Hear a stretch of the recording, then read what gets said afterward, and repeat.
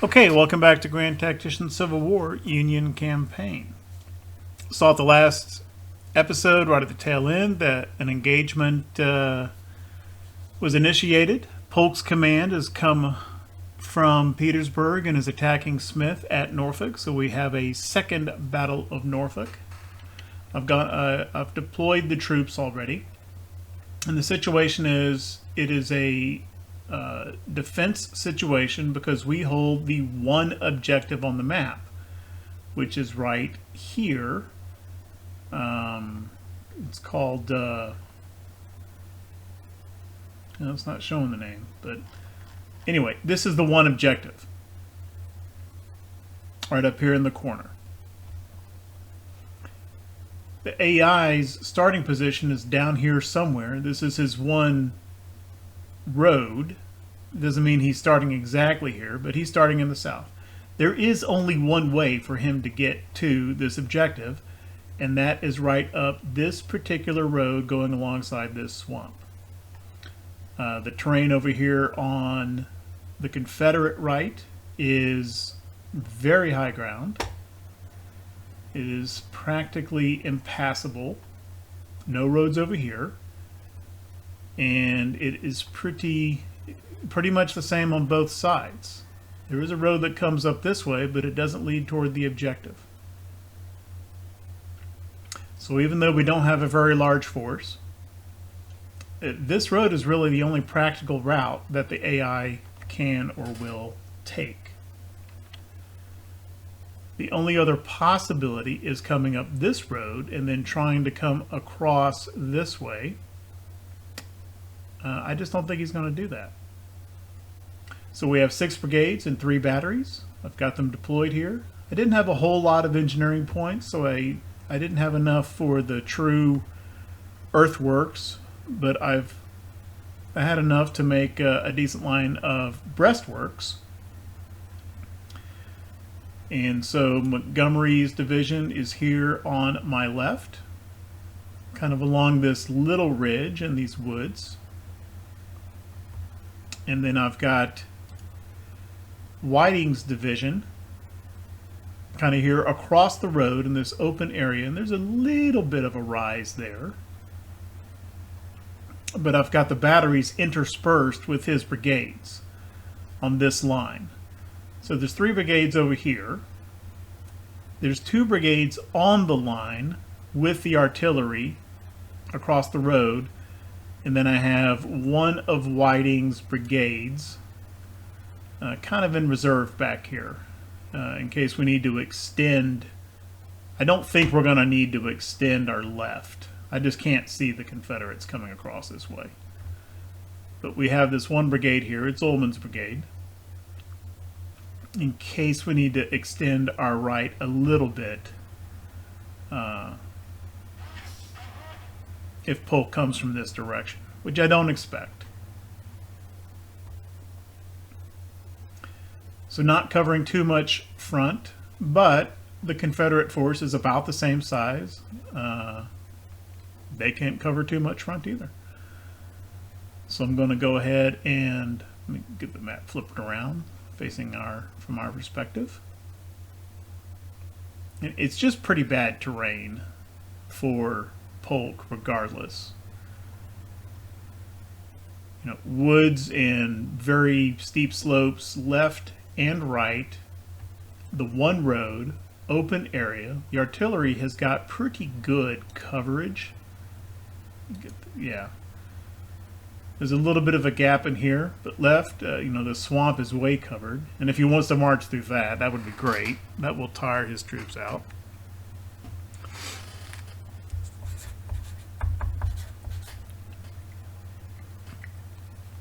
And then the one crossing of this creek, I think our batteries, they've got a little bit of a blind spot there, but I think with the bombard, I'm kind of expecting the Confederates to come through here, and we can kind of concentrate the artillery right in this area. Anyway, we'll see. Maybe Polk will do something different from what I expect, although it's hard for me to see how different it could be. It's in the middle of the night. As soon as I unpause time, I think we're going to skip ahead. And basically, we're just going to wait for the Confederacy to get to us. Off we go.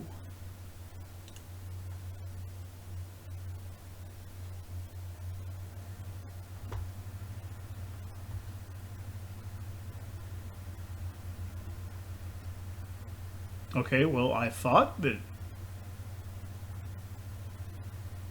it's the middle of the night. I didn't usually in the middle of the night. You know, there's no fighting.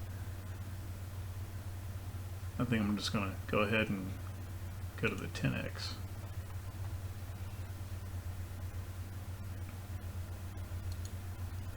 Go ahead and put skirmishers out just for a little bit of extra vision.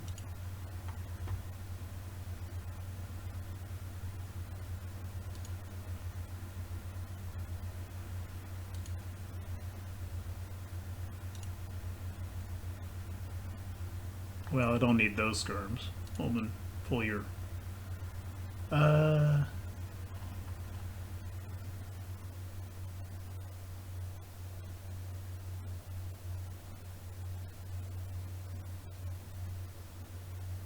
know what? Let's take this... Let's move Ullman kind of this way.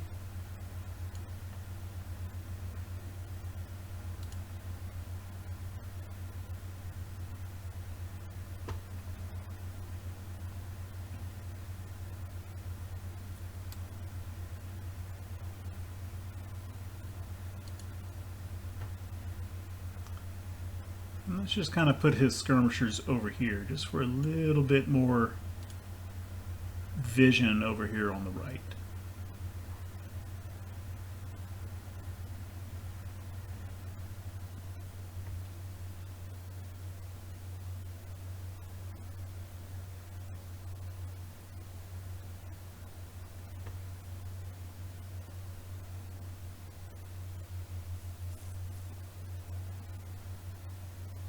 If I had known that the clock would actually run through all this darkness, I would have done that first before I started recording.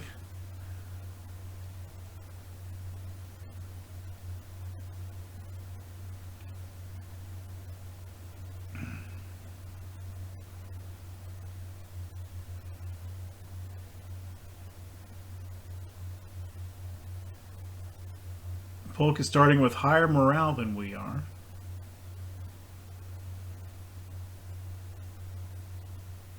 Why, I don't know.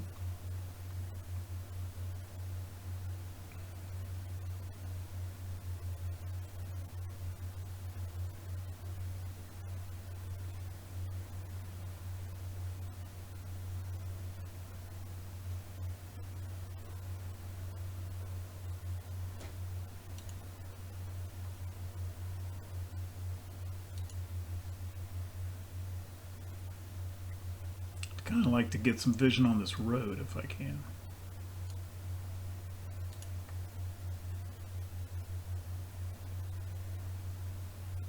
Nope, he's coming right up the road as expected.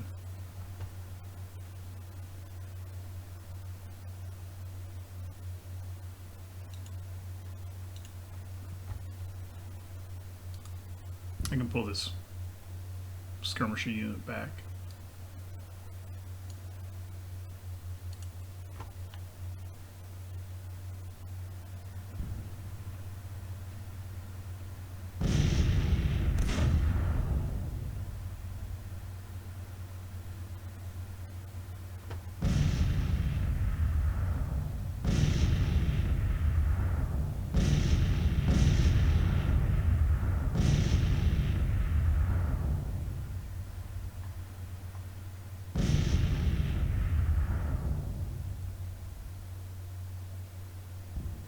It's coming off the road over to his right.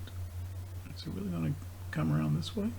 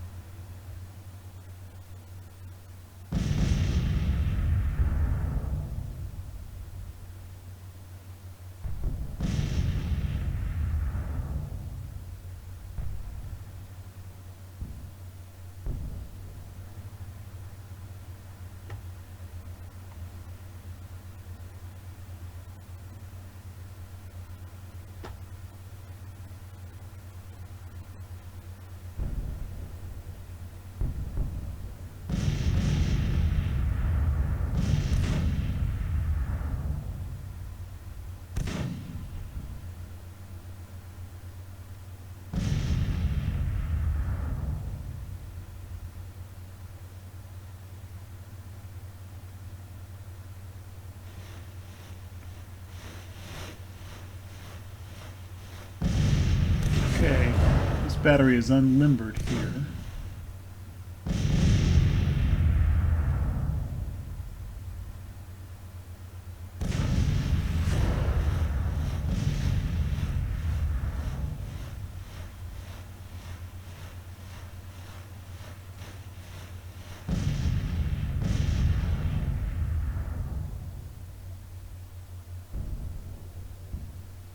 They're coming out here, but then they reach about here and turn back. I don't think they're trying to flank around. I think they're just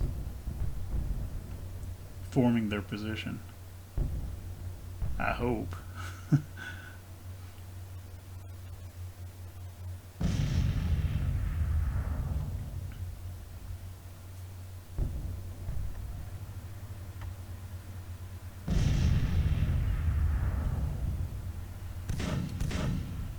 I'm not really moving these skirmishers up so much as just I'm going to get them in cover in this creek is my idea. That's all.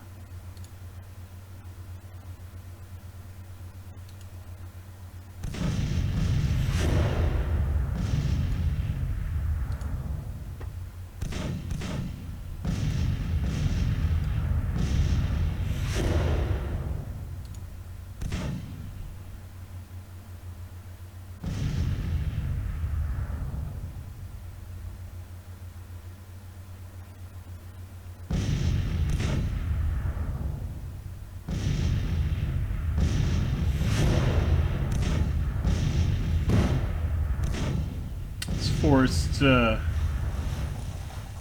don't know if that's Nathan Bedford Forest, but this forest is feuding, apparently.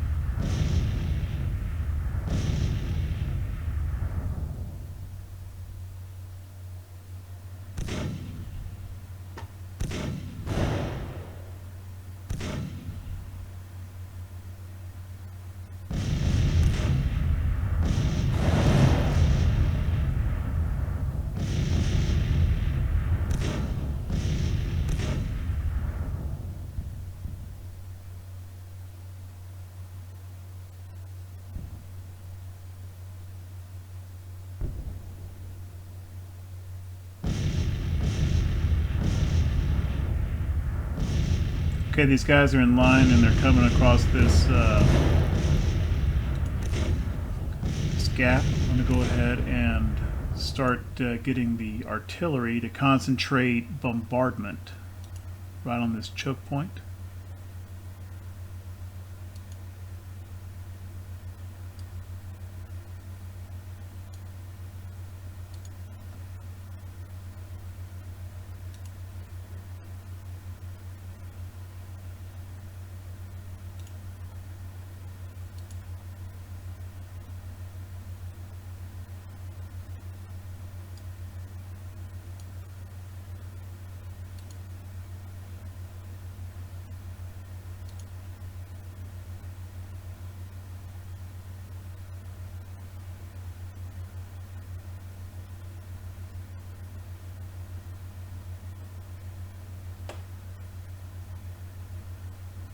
So I want all three doing that.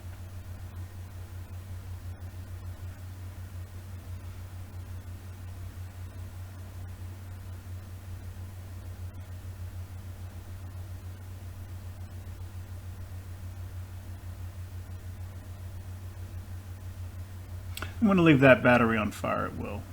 I have two batteries pummeling this spot where the road passes over the creek.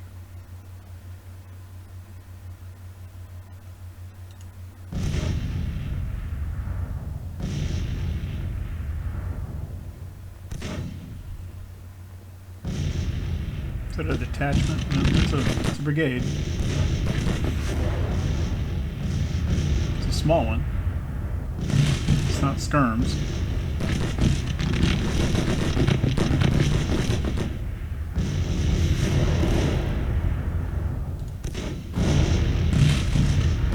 There they go.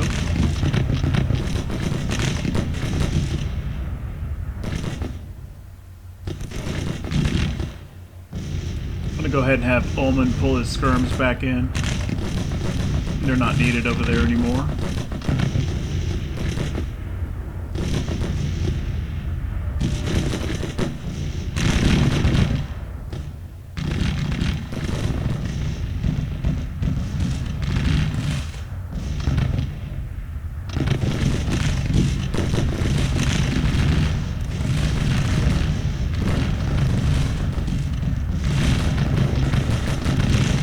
Basically looks like he's got one division coming down along the road and a second division coming over here on our left. And I think we're about as well positioned as we can be to meet both of those attacks.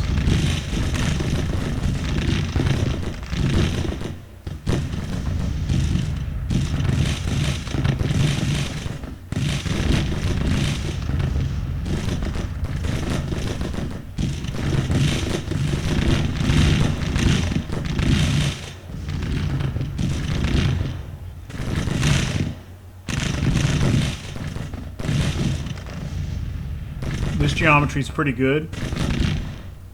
Skirmishers engaged, protected in the creek bottom, but just far enough offset that Steinwehr's brigade also is able to fire from the breastworks. Tennessee State Militia is already wavering and is pulled back.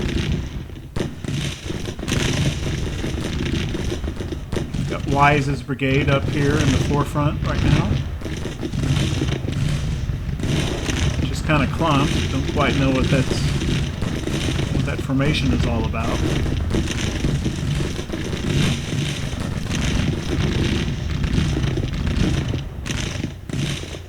Just change these skirms facing a little bit. There we go.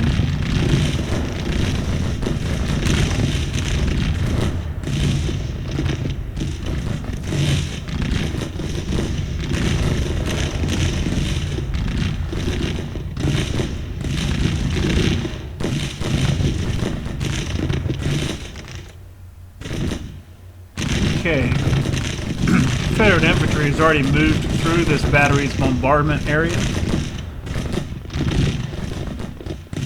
I'm going to switch him to fire at will, because these guys are just about within canister range, and I want these guys to let loose with it if they come any closer. Actually, he's inside canister range, I think.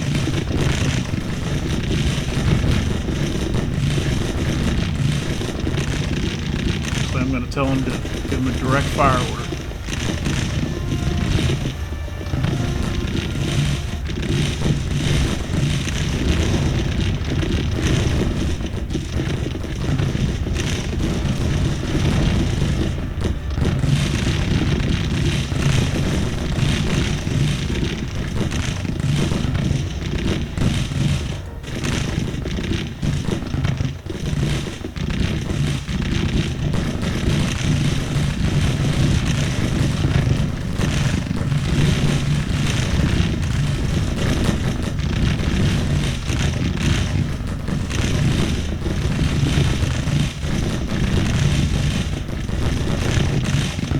Wise's brigade wavering.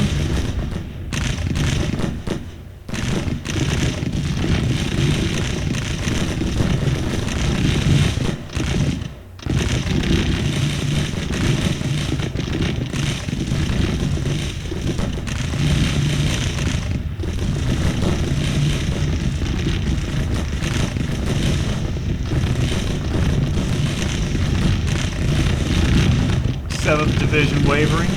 This is MSG. I think that must be Mississippi State Guard. Okay, that's fully broken. This attack has been beaten back.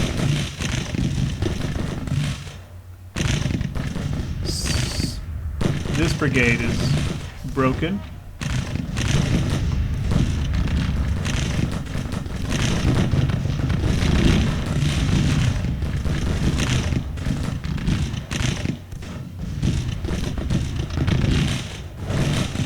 Okay, Steinberg's skirms have been pretty beat up. I'm just going to go ahead and tell them to pull them back.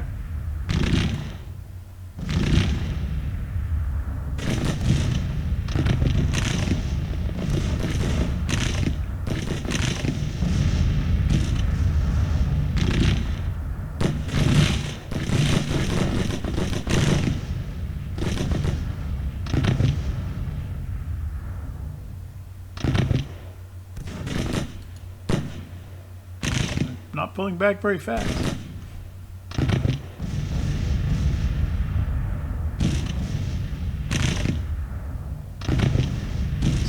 It's pretty lopsided. We've taken less than 100 casualties.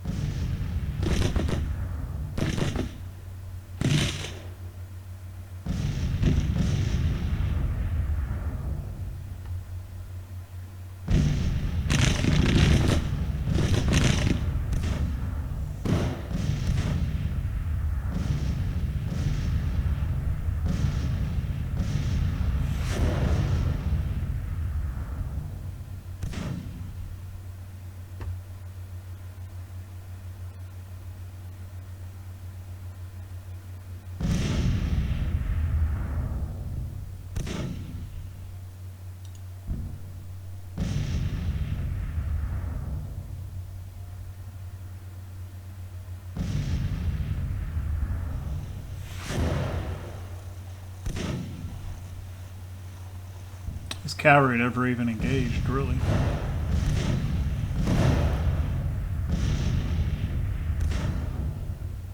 Okay.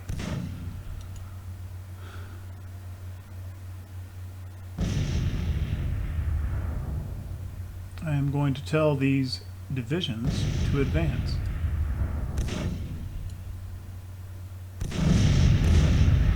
How is that a fallback? No, never mind.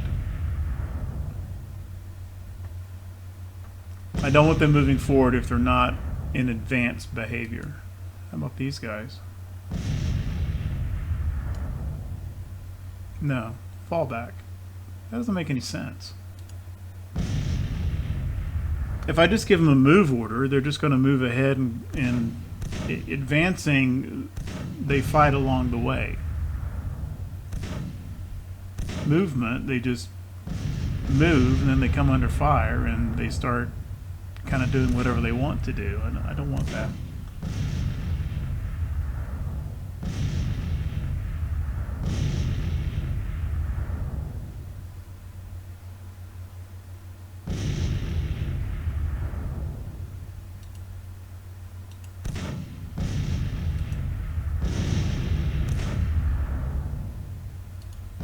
I wonder if it's the presence of the skirmishers is making them not giving me that advance option.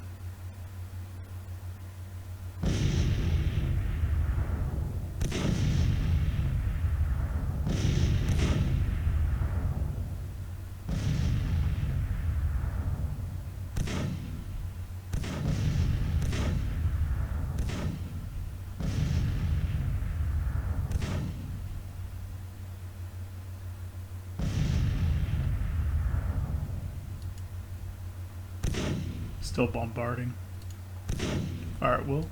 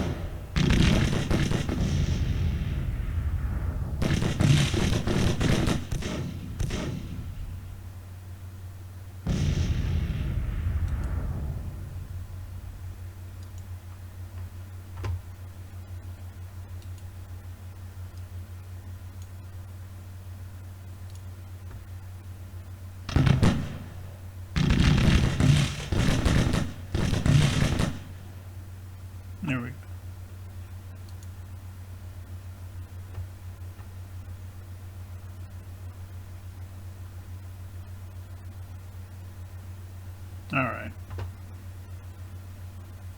Just fast forward this out.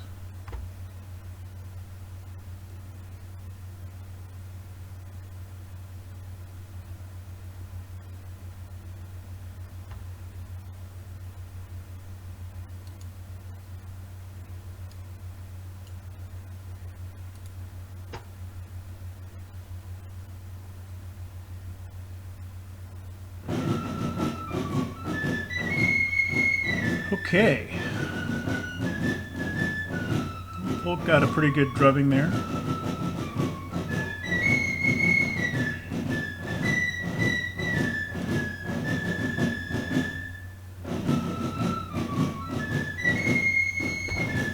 Kind of interested to see how the artillery did for inflicting casualties.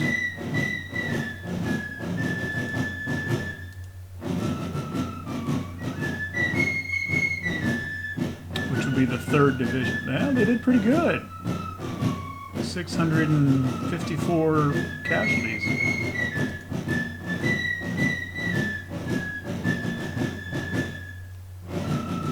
Most of which came from the 3rd Battery, which I think was the one on the far left.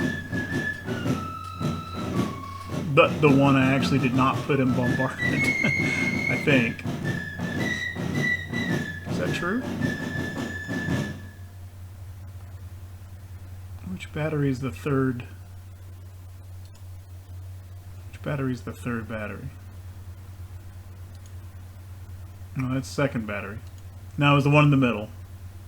The one where the attack came up within canister range, so that makes sense.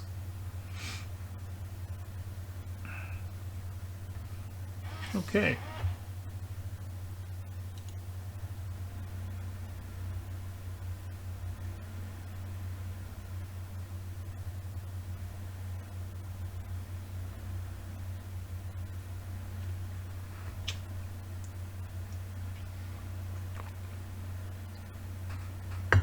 Another drop in Confederate national morale. Another bump in our military experience. It's all good.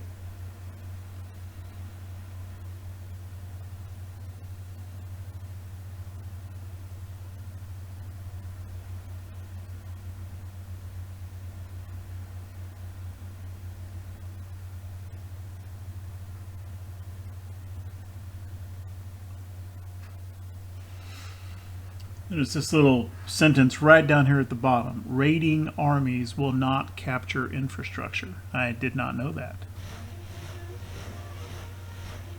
It kind of explains why earlier in the campaign Polk was running across Ohio and Pennsylvania without capturing any stuff. He was in raid mode, I guess. Notice here, enemies suffered total casualties of 2,200, 500 killed, which that's a pretty significant percentage.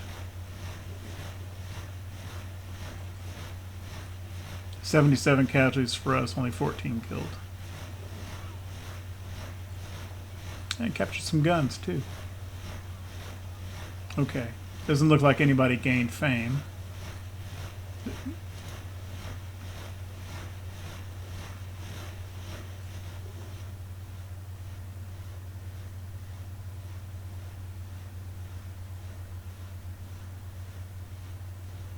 I'm still wondering why this army is not besieging Fort Norfolk. I do not understand that.